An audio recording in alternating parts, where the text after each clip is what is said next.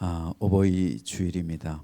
오늘 성가대 찬송을 들으면서 성가대는 물론 하나님께만 온전히 영광을 돌리는 시간이죠. 그런데 그 영광을 돌릴 때 사람도 은혜를 받습니다. 귀한 찬양 감사드리고 울컥했어요. 옛날에 우리 어머니가 생각나서 동일한 은혜, 동일한 심정일 줄로 믿습니다.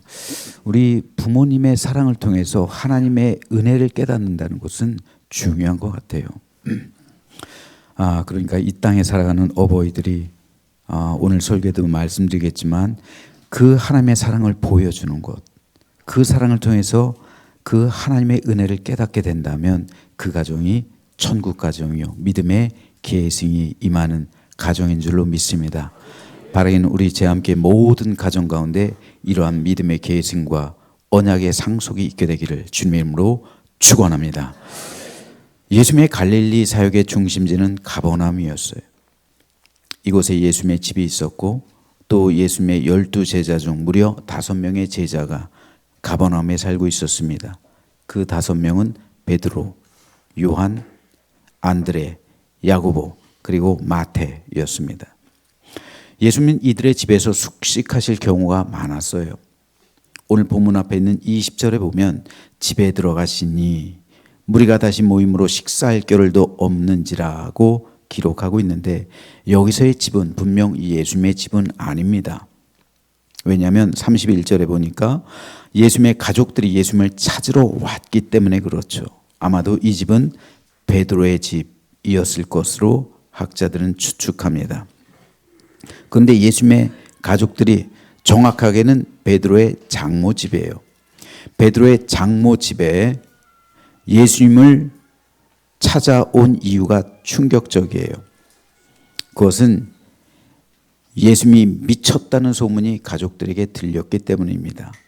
정확하게 말해서 예수님이 귀신 들렸다는 소문이 들려옵니다. 예수님이 귀신 들려서 귀신의 힘으로 이상한 짓 하고 다닌다는 거예요.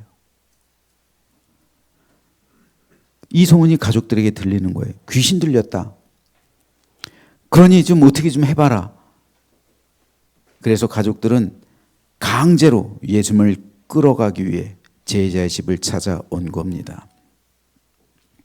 오늘 본문 앞에 있는 22절에서 30절에 보면 예수님과 서기관들 사이에 논쟁이 벌어져요. 어떤 논쟁이냐면 서기관들은 예수님이 미쳤다, 귀신 들렸다 주장합니다. 그래서 이런 이적을 행하는 거다. 귀신의 힘으로 행한다는 거예요. 하지만 예수님은 귀신이 귀신을 대적하면 어떻게 그 나라가 서겠느냐. 이것은 귀신의 역사가 아니다. 이것은 성령의 역사다. 성령 회방하지 말아라. 성령 회방죄는 사함받을 길이 없다. 이렇게 예수님께서 말씀하시는 거예요. 자, 그렇다면 이 서기관들과 예수님 사이에서 가족들은 어떤 반응을 보였을까요? 놀랍게도 가족들이 편을 든 것은 예수님 편이 아니었어요. 가족들은 예수님이 편이 아니라 서기관들의 편을 듭니다. 서기관들의 편을 들고 예수님에게 빨리 이상한 짓 그만두고 나와라. 나와서 집으로 가자. 사람들 불러 시키는 거예요. 왜냐하면 꽉 미어져 있었기 때문에 앞까지 갈 수가 없어요. 사람들이 시켜서 가족들이 찾으니까 빨리 부르니까 당장 나오게 하라고 이렇게 시켰던 겁니다. 이에 예수님께서는 당시 사람들에게 다소 충격적으로 들렸을 수도 있는 놀라운 말씀을 하십니다. 오늘 본문이에요. 누가 내 어머니며 동생들이냐 하시고 둘러앉은 자들을 보시며 이르시되 내 어머니와 내 동생들을 보라. 누구든지 하나님의 뜻대로 행하는 자가 내 형제요 자매요 어머니이니라. 왜 예수님께서는 이렇게 말씀하셨을까요? 단지 가족들이 예수님 편 들어주지 않았다고 섭섭하고 화가 나서 이런 쓴소리를 하셨을까요? 그렇지 않습니다. 이 말씀을 이해하기 위해선 먼저 예수님 사역의 중심 주제가 무엇인지를 알아야 합니다. 예수님 사역의 주제, 그 주제는 한마디로 하나님 나라였습니다. 예수님의 모든 사역의 중심은 하나님 나라였어요. 왜 예수님께서 병든 자를 고쳐주셨을까요? 예수님이 왜 세리를 제자로 받아들이셨을까요? 예수님께서 왜 창녀를 용서해 주셨을까요? 예수님이 왜 죽은 사람을 다시 살리셨을까요? 바로 하나님 나라를 보여주시기 위해서였습니다. 예수께서 대답하여 이르시되 너희가 가서 보고 들은 것을 요한에게 알리되 맹인이 보며 못 걷는 사람이 걸으며 나병 환자가 깨끗함을 받으며 귀 먹은 사람이 들으며 죽은 자가 살아나며 가난한 자에게 복음이 전파된다 하라. 이 말이 의미하는 게 뭡니까? 이 말은 구약 성경을 인용한 것인데요. 메시아가 오면 이런 일이 벌어질 것이다. 구약 성경에서 예언하고 있고 예수님께서는 이 예언이 지금 너희가 보는 것처럼 성취되고 있다 말씀하시는 거예요. 이것을 통해 예수님께서 말씀하십니다. 하나님 나라는 온전하게 되는 나라라는 것이, 회복함이 있는 나라. 천국이 회복되는 거죠. 천국에는 모든 것이 회복됩니다. 그렇죠? 가장 우리 영혼, 우리 영의 모든 것이 회복되는 곳이 천국이에요. 비록 우리가 세상에서는 장애를 가지고 살아갈 수 있어요. 가난으로 인해 힘들 수 있습니다. 병으로 인해 고통받을 수 있고요. 육체에 갇혀서 필연적으로 우리는 여러 가지 생로, 병사, 그렇죠? 이런 삶을 살아갈 수밖에 없어요. 그러나 하나님 나라가 우리에게 임하면 이 모든 것이 회복된다는 거예요. 예수님께서 이적을 행하신 이유가 바로 여기에 있습니다. 온전케 된 하나님 나라를 이 세상에서 맛보기로 보여주시는 거예요. 하나님 나라에서는 모든 것이 온전해집니다. 장애도 없고 죽음도 없고 죄도 없고 순수해지고 온전해지는 것을 경험하는 완전한 나라가 바로 하나님 나라입니다. 우리는 그 하나님 나라를 우리가 죽음 이후에 경험하게 될 겁니다. 그런데 죽은 이후에 우리가 그것을 경험하지만 이 땅에서도 그것을 볼 수가 있어요. 그것을 위해서 하나님께서 이적을 주님께서 베풀어 주신 겁니다. 그러므로 오늘 본문을 통해 예수님께서 말씀하시는 가족에 대한 정의는 하나님 나라라는 렌즈를 통해서 볼 때 정확하게 이해할 수가 있습니다. 즉 예수님께서는 오늘 본문을 통해서 하나님 나라의 가족에 대해 설명하고 계신 거예요. 이 땅에서의 가족은 이 땅에서 끝이 나요. 부모님 장례하는 것으로 이 땅에서의 부모님과 나와의 관계는 끝나는 거예요. 조상신이 있는 게 아닙니다. 천국에서는 이 관계가 재정의가 되는 거예요. 예수께서 말씀하시죠. 천국에서 너희 모두는 형제 자매다. 하나님만 아버지라고요. 세상에서는 육에 따라 아버지와 아들이 있고 자매가 있고, 그렇죠? 이런 족보가 형성이 되죠. 하지만 천국에서 족보는 단순합니다. 오직 하나님만 우리의 아버지, 나머지는 다 형제 자매. 그래서 프란시스 셰퍼 박사는 자기 자녀가 아들이 성년이 되었을 때 그때부터 브라더라고 불렀대요. 형제님. 형제님. 존중해 주는 거예요. 이제 너와 나와의 관계는 아들과 아버지의 관계가 아니라 하나님 안에서 한 형제된 형제의 관계다. 존중함이죠. 부모의 역할은 여기까지. 우리 아이가 하나님 자녀가 되는, 그래서 미성년이 될 때까지는 몽학 선생이 되어서 하나님께로 이끌어주는 역할을 하죠. 하지만 성년이 된 이후부터는 자녀들이 스스로 신앙을 찾아야죠. 자기의 하나님을 만나야죠. 부모의 하나님이 아니라 나의 하나님을 만나야죠. 그럴 때 우리 가족은 재정의가 되는 거예요. 여러분들도 오늘 집에 가셔서 한번 해보세요. 제가 해봤거든요. 먼저 우리 딸들한테 자매님. 무지하게 어색하죠. 근데 여러분, 딸을 자매라 부르고 아들을 형제라 부르는 순간 이게 영적인 가족이 재정의가 돼요. 그는 더 이상 내 밑에서 나에게 예속된 존재가 아니라 하나의 인격체, 하나님 나라에서의 한 형제 자매, 동등함이에요. 우린 자녀들을 동등함으로 대해야 돼요. 성년이 될 때까지는 자녀들을 우리가 이끌어줘야 되지만 성년 이후부터는 자녀들과 동등함을 누려야 돼요. 그와 나는 동등한 거예요. 이것이 바로 하나님 나라의 가족입니다. 물론 우리도 세상에서 각자 가정을 꾸리며 살아갑니다. 가족은 우리에게 너무나도 소중한 존재예요. 영국의 한 신문사에서 친구는 어떤 존재인가? 라는 주제로 공모한 적이 있습니다. 친구는 어떤 존재인가? 무수히 많은 정의가 올라와요. 그런데 그 공모에서 1위로 뽑힌 친구에 대한 정의는 이랬습니다. 온 세상 모든 사람이 나를 버렸다고 하더라도 나를 찾아와 주는 사람. 여러분, 가족이 이렇지 않습니까? 세상 모든 사람이 나를 버리고 나에게 손가락질 한다 할지라도 나를 감싸줄 수 있는 유일한 존재, 이게 가족이잖아요. 그렇기 때문에 가족이 소중한 겁니다. 그러나 세상에서는 이런 가족의 의미가 퇴색해 있어요. 예수님조차 예외가 아니었습니다. 오늘 본문 31절에 보니까 예수님의 어머니와 동생들이 왔다 기록합니다. 부친 요셉이 언급되지 않고 있어요. 전승에 의하면 요셉은 예수님께서 어렸을 적 일찍 죽었다고 합니다. 왜 예수님은 30세가 되어서야 공생애를 시작했을까요? 어떤 사람들은 인도에 부처의 제자가 데려갔다 말도 안 되는 소리를 합니다. 아니에요.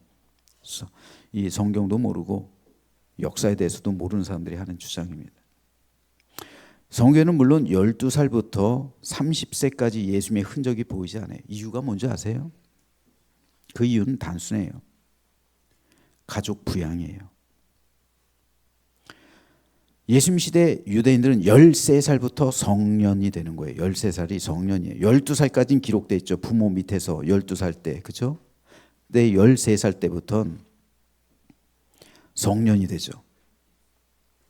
그리고 예수님께서는 공생을 시작하는 30세까지 소년 가장이 된 거예요. 소년이 아니죠. 이제 성인이죠. 가장이 된 거예요. 그래서 가족을 부양하신 겁니다.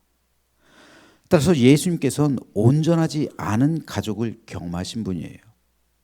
예수님은 가족 문제에 있어서도 낮은 자리로 오신 겁니다. 하지만 이런 외적인 것보다 더 고통스러웠던 것은 가족들이 예수님께 주는 내적인 고통이에요. 가족들이 주는 고통이에요. 여러분, 다른 외부적인 고통들은 견뎌낼 수가 있어요. 남이니까.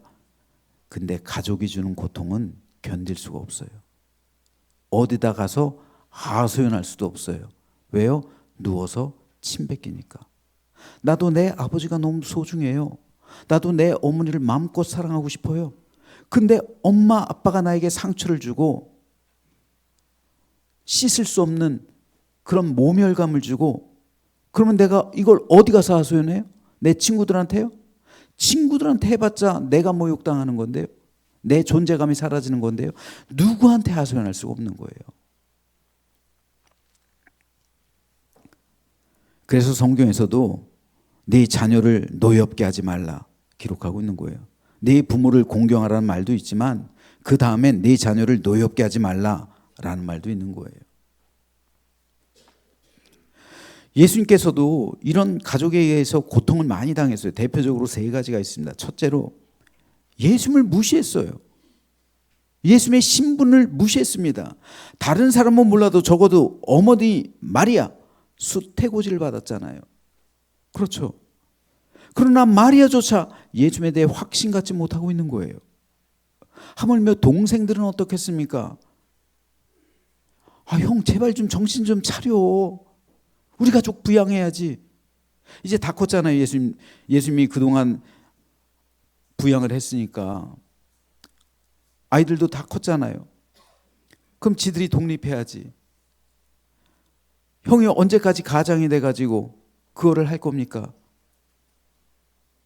그래서 사역에 나갔는데 뭐 하는 짓인지. 형 목수잖아. 목수면 목수답게 살아야지 뭔 이상한 그런 행동을 하고 다니냐고 가족들이 인정을 하지 않은 거예요. 동생들은요, 예수님께서 부활하신 후 예수님을 믿기 시작했어요. 부활하신 예수님을 만나고 나서야 동생들은 예수님을 메시아로 받아들인 거예요.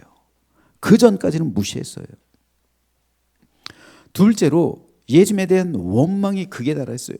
장자로서 가족을 부양해야 되는데 목수일이나 좀 제대로 할 것이지 쓸데없이 사람들하고 어울려 다니면서 귀신 들렸다는 소리나 듣고 있으니까 한심스럽다는 거잖아요.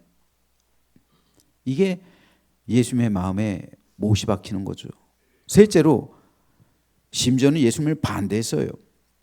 예수님의 가족들이 앞장서서 예수님을 반대한 거예요. 오늘 본문에서도 가족들은 예수님을 강제로 집으로 끌고 가기 위해서 단단히 벼르고 온 거예요. 여러분, 이 단어 예수님을 데려가기 위해서란 이 단어는요, 헬라어 원어로 보면 연행한다는 말이에요. 연행한다. 강제로 체포해서 끌고 간다는 말이에요. 그래서 왔어요. 어쩌면 예수님께서 이렇게 말씀하신 적이 있죠. 사람의 원수가 자기 집안 식구리라. 어쩌면 이것은 실제로 예수님의 가정에서 벌어지고 있는 일이었을 겁니다. 실제로요. 이런 상황에서 예수님은 사람들을 보면서 이렇게 대답하십니다. 누가 내 어머니며 동생들이냐? 둘러앉은 자들을 보시며 이르시되 내 어머니와 동생들을 보라. 누구든지 하나님의 뜻대로 행하는 자가 내 형제요 내 자매요 어머니이니라.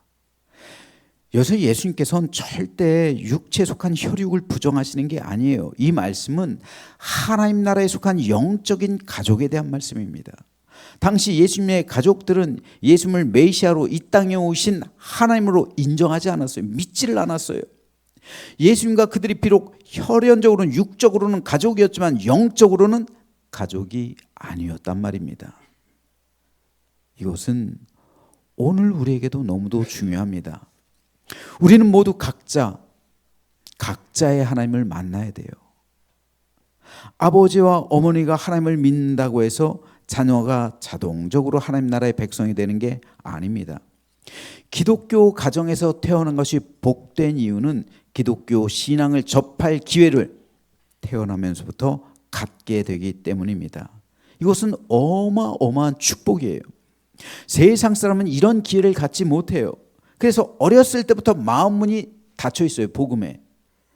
그러니까 복음을 받아들이지 못하는 겁니다.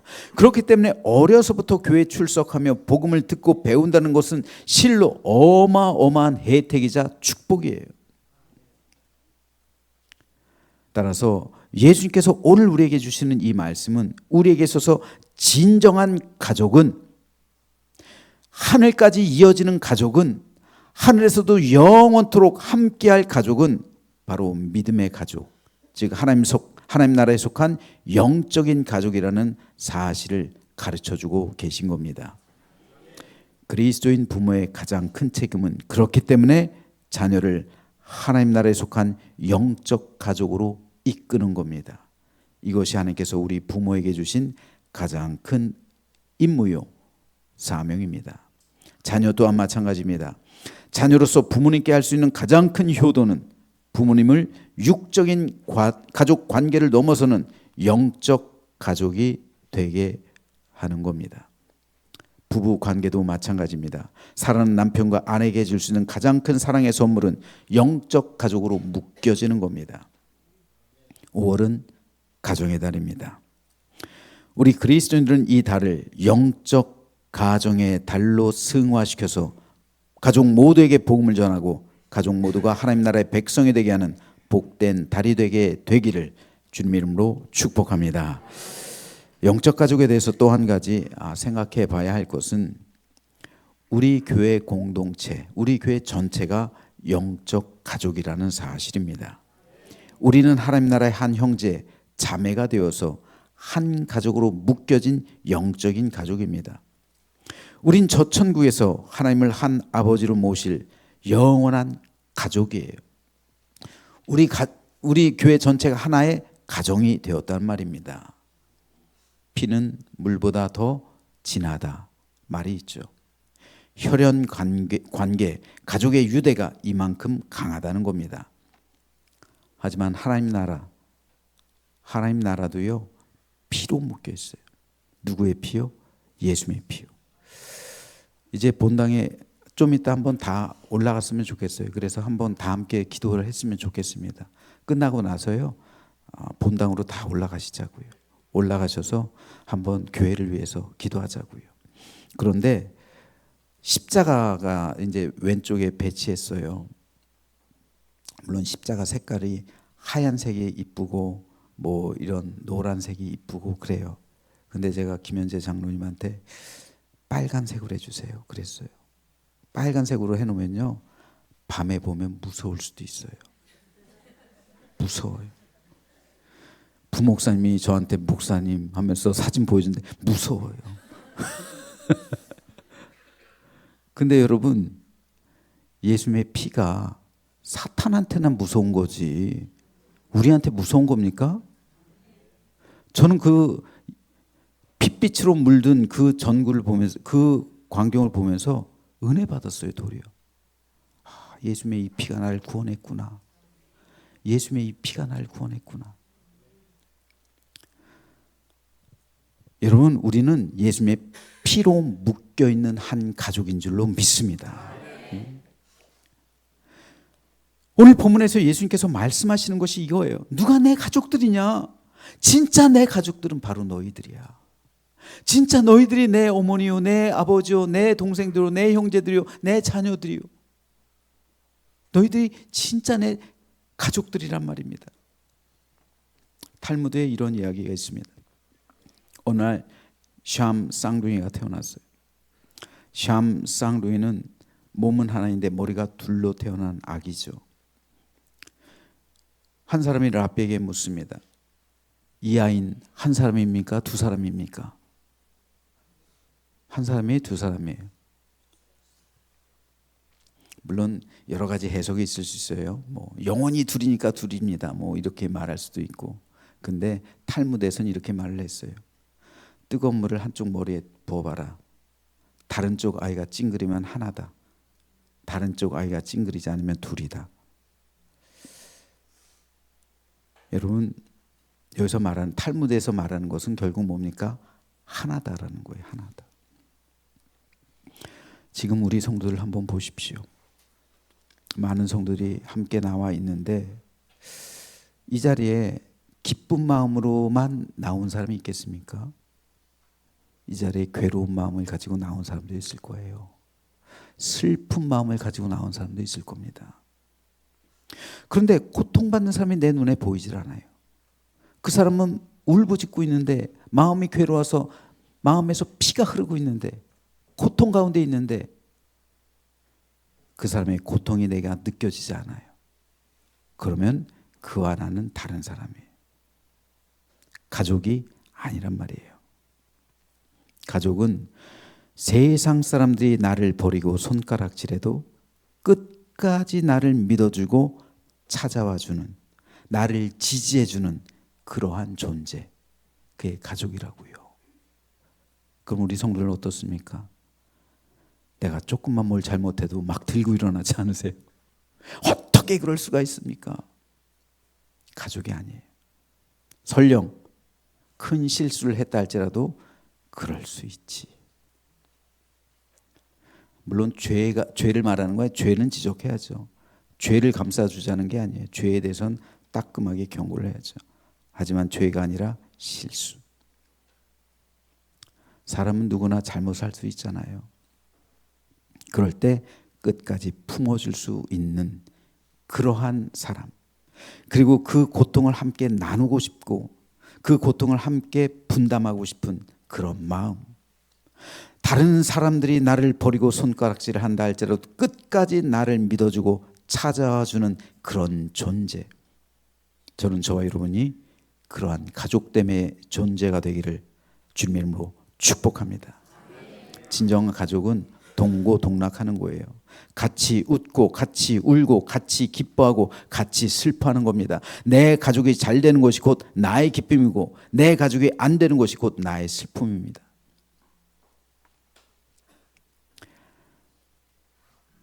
주님은 오늘 저와 여러분을 가족이라고 말씀합니다. 그리고 우리 모두를 향해서 너희는 한 아버지 안에서 하나의 가족이 되었다. 하나의 형제 자매가 되었다 말씀하십니다. 그렇습니다.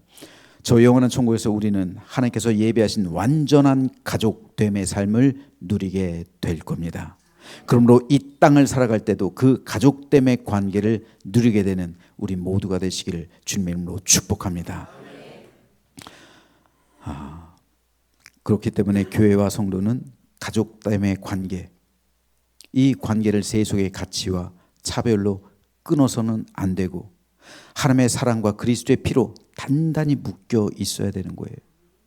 여러분, 사탄은요 주님의 이 거룩한 몸을 찢으려고 해요. 성도들의 관계를 찢으려고 합니다. 분열시키려고 해요. 하지만 성령께서는 이 거룩한 몸을 건강하게 만드시는 거예요. 저는 오늘 우리 모두가 예수님의 이 말씀에 따라 하늘나라의 참된 가족으로 단단히 묶여지게 되길 소망합니다. 그래서 서로를 향해 비난하고 원망하고 불평하고 험담하는 그런 교회 생활이 아니라 서로를 아끼고 보듬어주고 감싸주고 위로하고 격려하고 도와주고 섬기고 세워주고 믿고 따르는, 다른 사람이 다 버린다고 할지라도 그러나 나는 그에게 다가가서 참된 가족이 되고 영원한 천국 공동체를 이루는 우리 모두가 되시기를 주님의 이름으로 축원합니다. 기도하겠습니다.